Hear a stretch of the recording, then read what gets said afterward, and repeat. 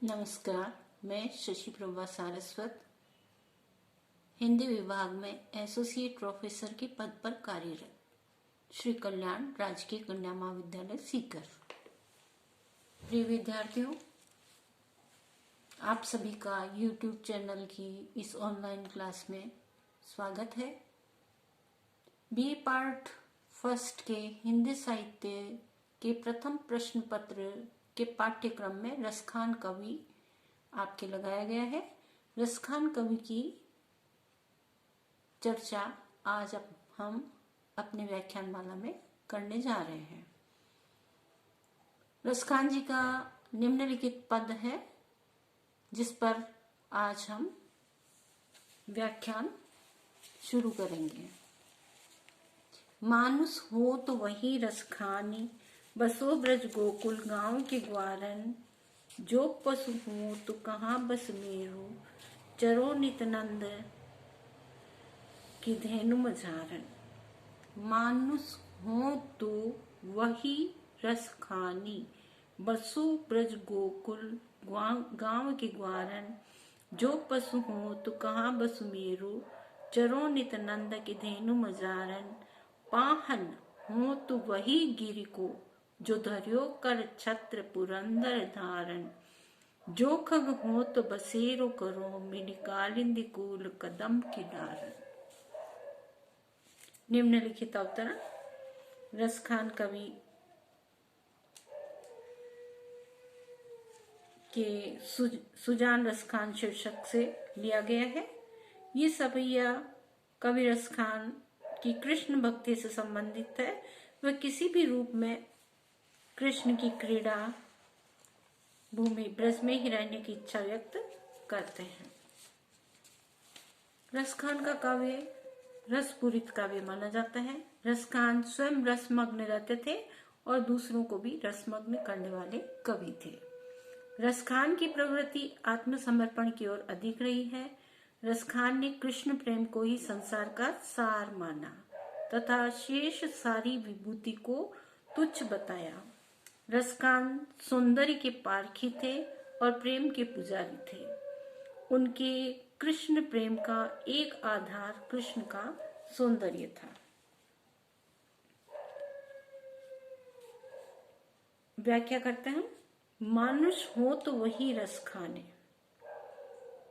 रसखान कवि कहते हैं कि अगले जन्म में यदि मैं मनुष्य बनूं, मानुष का अर्थ होता है मनुष्य।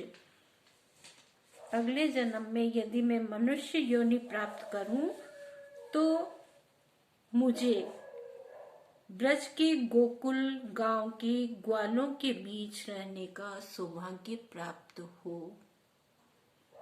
हे प्रभु, यदि मुझे अगले जन्म में मनुष्य बनाया जाए अथवा मनुष्य योनि प्रदान की जाए तो मुझे ब्रज के गोकुल गांव के ग्वालों के बीच रहने का सौभाग्य प्राप्त हो।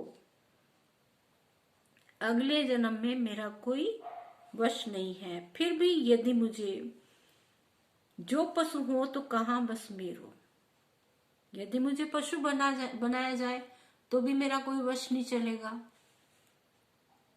परंतु मुझे चरो नित नंद की धेनु मझारन, मुझे नंद बाबा की गायों के बीच चरने का अवश्य अवसर प्रदान करें।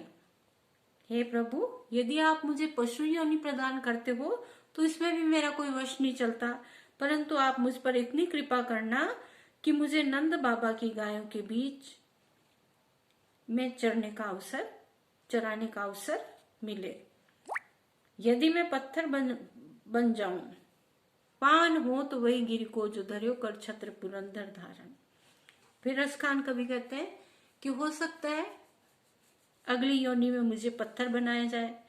यदि मैं पत्थर बनूं तो मैं चाहता हूं कि मैं उस गोवर्धन पर्वत का पत्थर बनूं जिसे कृष्ण ने इंद्र के प्रकोप से ब्रजवासियों की रक्षा करने के लिए अपने हाथ में छत्र की तरह उठा लिया था।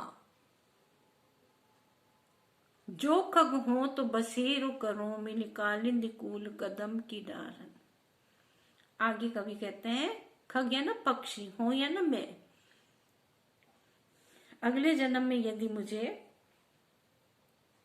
पक्षी बनाया जाए, यदि मैं पक्षी योनि प्राप्त करूं, तो मुझे क्या करना, कालिंदी कूल कदम की डारन। कालिंदी यमुना नदी, यमुना नदी के किनारे कदम्ब वृक्षों की डालों पर बसेरा करने वाले पक्षी के रूप में रहने का सुअवसर प्रदान करें। फिर से सुन लो, कवि रसखान कवि कहते हैं, जो खग हो तो बसेरो करो, मिली कालिंदी कूल कदम्ब की डारन। हे प्रभु, यदि मुझे खग हो तो अगले जन्म में यदि मैं खग बनूं, पक्षी बनूं, तो मुझे यमुना नदी के किनारे कदम वृक्ष की डालों पर बसेरा करने वाले पक्षी के रूप में रहने का अवसर प्रदान करें। रसखान कवि ने यहाँ अपनी कृष्ण के प्रति अनन्य अगाध प्रगाढ़ प्रेम धारा को प्रवाहित किया है। विशेष टिप्पणी में आप निम्न बिंदु लिख सकते हैं। प्रस्तुत वर्णन से स्पष्ट होता है कि कवि पुनर्जन्म को मानता है। कवि रसखान कृष्ण का परम भक्त है। वह कृष्ण की लीला भूमि ब्रज में ही रहने की इच्छा या कामना करता है। इंद्र के प्रकोप से ब्रज प्रदेश को बचाने के लिए कृष्ण द्वारा गोवर्धन पर्वत को धारण करने का पौराणिक प्रसंग सांकेतिक हुआ है। अनुप्रास और काव्यलिंग अलंकार का प्रयोग हुआ है। सवैया छंद की गति यति लक्षणानुरूप आई है। बहुत बहुत धन्यवाद।